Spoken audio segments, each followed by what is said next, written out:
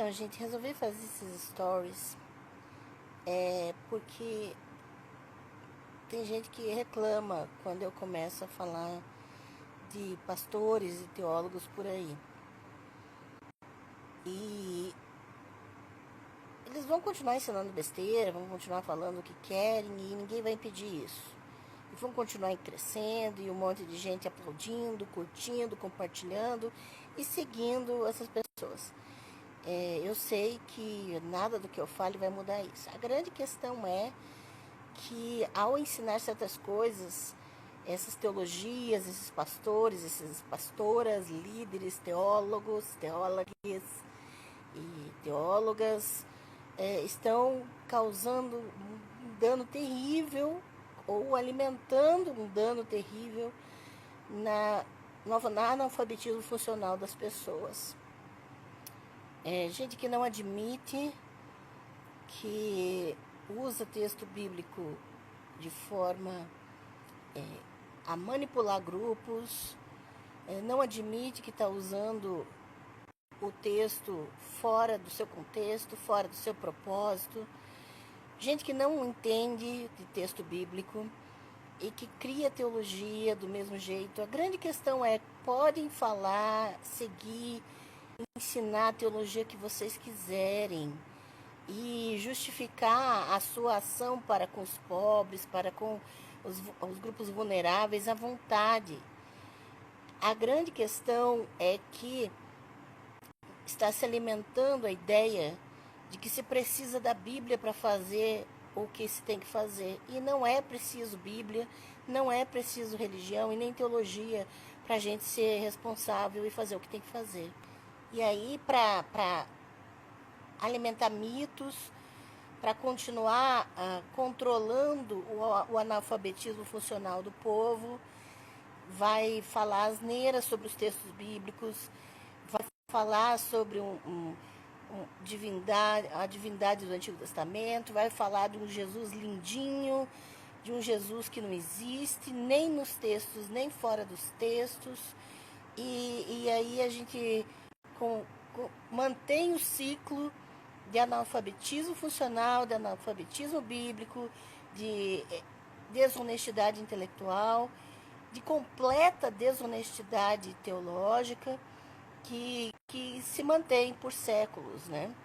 Então, minha crítica não é pessoal a ninguém, e eu sei que tem um pastor progressista que se queima pessoalmente, mas não é pessoal de forma alguma. E a gente precisa saber que as teologias e os deuses a quem a gente prega, eles nos servem, eles se encaixam como uma luva nos nossos desejos, ideologias, necessidades. Não é só a linha de oposição que tem ideologia. A gente não consegue nem se olhar no espelho e ser honesto para com a gente mesmo. Então, não adianta fazer cursos e cursos e cursos de um monte de gente lacradora, legal e que dá frases de efeito e que fala de um Jesus lindinho, um Jesus tão querido e amoroso, que é tão diferente do Deus do Antigo Testamento, sendo que nenhum dos dois é conhecido ou é estudado, sendo que os textos bíblicos não falam de Deus.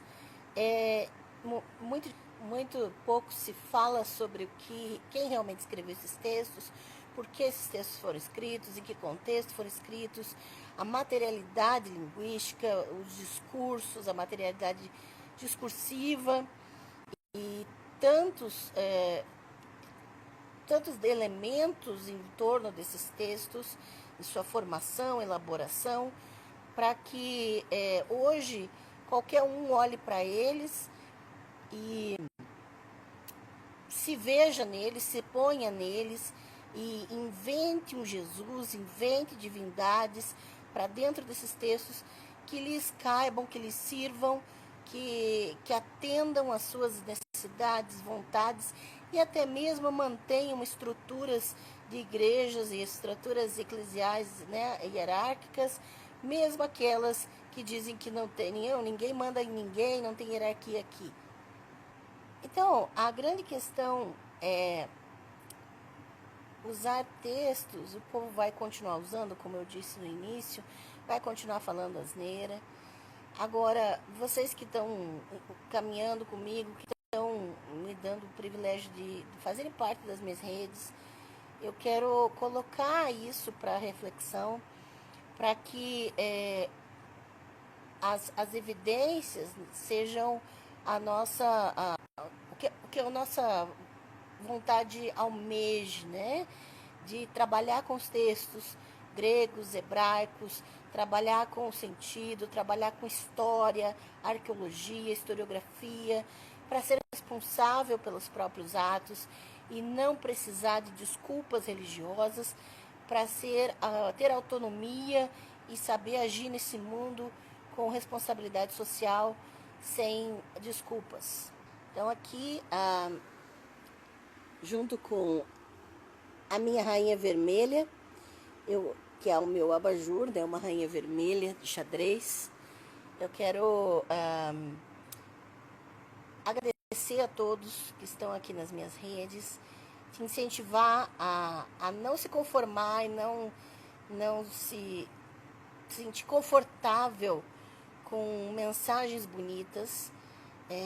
Não pense que quando qualquer um que fala de Jesus sabe quem Jesus foi, ou sabe pelo menos do que Jesus se trata, a ideia de Jesus se trata, né? Então, não pense que fenômenos religiosos, experiências pessoais têm autoridade de ditar comportamentos coletivos. E isso é importante refletir. E com isso eu quero enfatizar que toda experiência religiosa é digna de respeito. O que precisa ser feito é com honestidade, de se colocar que é uma experiência pessoal e não ficar ensinando como se isso fosse regra para a comunidade, para a coletividade, e não ficar enfiando goela abaixo ideias e dizendo que essas ideias estão em textos que não têm a mínima relação com essas ideias. É preciso honestidade. Se você quer fazer uma teologia do seu nariz, você faz. Qualquer teologia você pode fazer. Mas não diga que essa sua teologia tem fundamento em textos bíblicos. Não se projete para dentro dos textos, porque isso é narcisismo. E isso serve também para não medir os textos bíblicos com as medidas da nossa era, da nossa cultura, da nossa cosmovisão, do nosso julgamento, da nossa moralidade, e tratando, dizendo-se inclusivo, dizendo-se diverso e tratando as questões com completo desleixo, né?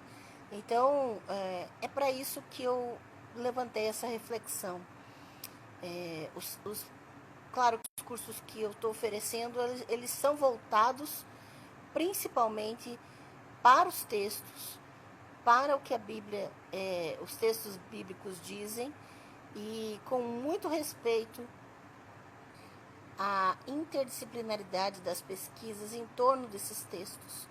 Não é possível a gente caminhar numa linha só de pesquisa, e muita gente já me acusou, inclusive, de dizer assim, você só está preocupado com a questão intelectual, isso não serve para nada.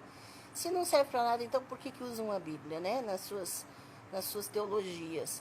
A grande questão é que os textos bíblicos são, sim, objeto de estudo histórico, historiográfico, e é importante, assim como a disciplina de história, a gente entender as manipulações das narrativas na história e ficar vacinado contra os grupos no poder, as estruturas de poder.